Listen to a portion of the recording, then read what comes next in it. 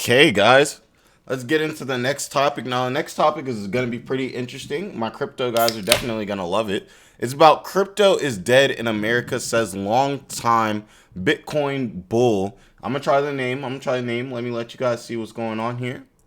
Bitcoin bull Chamath Palihapitiya. Palihapitiya. Uh-huh. So this is him right there. Seems like a very intelligent man. You could tell when somebody's got the suits that are built kind of like a rug. They're always either extremely fresh, extremely good looking, or they look like old, like just outdated. You know, like where like the suit kind of has that texture of like a couch kind of and everything like that. So I'm assuming he's looking sharp. So I'm assuming he's got some money. I've got money. You know what I'm saying? But let's see what he has to say. Now, also for my guys who play RuneScape, hop on some RuneScape, you know what I'm saying? Now, tech investor Chamath Palihapitiya, who said 2 years ago that Bitcoin has replaced gold and predicted that the digital currency would climb to $200,000, has a more cautious view on cryptocurrency these days. Oh man, that's a bad call. Calling crypto to go to 200,000 right before it got slaughtered from about 50, 60,000 and sat around in the 20s. This is a pretty bad call. That's a Jim Cramer level of call out, I would have to say, you know, and everything like that. Now, he said crypto is dead in America. He said in the latest episode of the All In podcast. Now, he blamed crypto's demise largely on regulators who've gotten much more aggressive in their pursuit of bad actors in the industry. Well, let's keep it a stack though. The only reason these whole like Sam Bankman-Fried and all these crypto scams, NFT scams were really able to come was because crypto was an unregulated industry, which kind of was the entire point of crypto. So I don't know if I would necessarily blame it on bad actors in the industry without reading further, of course, and hearing his points, just because so many people have gotten scammed because of this. It's almost like, you know, to a point where it's like, should we ignore that people were getting like, that there were massive scandals and stuff with it, you know, and everything like that, in furtherance of the growth of crypto? You know, Securities and Exchange Commission Chairman Gary Gensler has said crypto trading platforms should abide by strict U.S. securities laws. In answering in front of lawmakers recently, he connected the collapse of Silicon Valley Bank with the crypto industry. Definitely was. He said you had Gensler even blaming the banking crisis on crypto. The United States authorities have firmly pointed their guns at crypto. Now it says the SEC has ramped up its enforcement of the crypto industry, bearing down on companies and projects that the regulator alleges were selling unregistered securities. Big problem. Actually, big problem. And that was definitely happening. Now, it says in February, the agency proposed rules that would change which crypto firms can custody customer assets. In March, the SEC issued crypto exchange Coinbase a Wells notice, typically one of the final steps before it files charges, warning the company that it identified potential violations of U.S. securities law.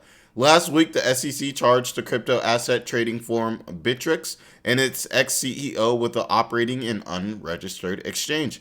See, that's really the problem here, is we have a whole bunch of, like they said, a whole bunch of crypto exchanges, and they don't have to necessarily go through the same checks and balances or the same process that something, you know, like Forex.com or TD Ameritrade or Charles Schwab would have to go through for you know, to put your money onto the account and trade it into various things. There's less rules, there's less regulation on it. One, because it's a new thing, but two, because, like I said, the whole point of cryptocurrency was so government and financial institutions wouldn't be able to have such an influence on it. It was more something where you wanted the people to just influence it and affect, you know, supply and demand simply from a supply and demand standpoint, a purely economical standpoint, without laws and rules affecting the way that the money is generated.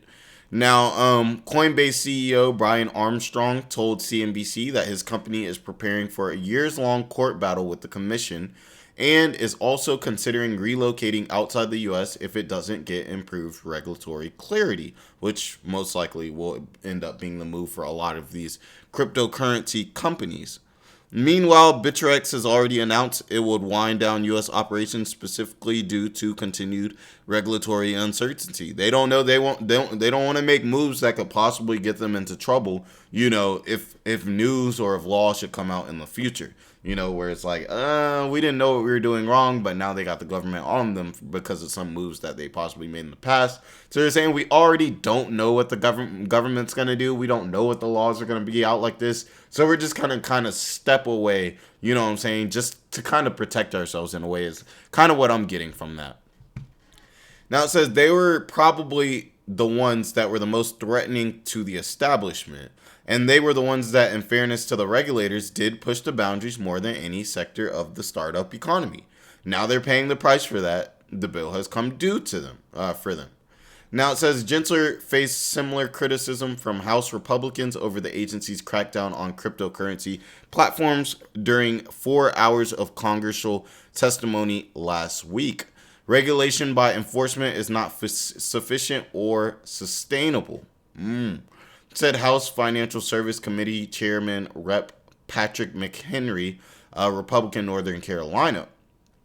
You're punishing digital asset forms for allegedly not adhering to the law when they don't know it will apply to them. That's the issue here, kind of like the issue with AI. It's like, how far do I take it? What am I allowed to do? What am I not allowed to do? If those guidelines are in place, then obviously we have a clear-cut answer of, okay, what this firm did was wrong. Okay, what this firm did was right. You know what I'm saying? Or if at the least, if we have some law or some regulation around it, it can be taken to court if there's a gray area. And then we can figure out, over time, like, okay, well, if you do it in this way, then it's wrong. If you do it in this way, then it's right.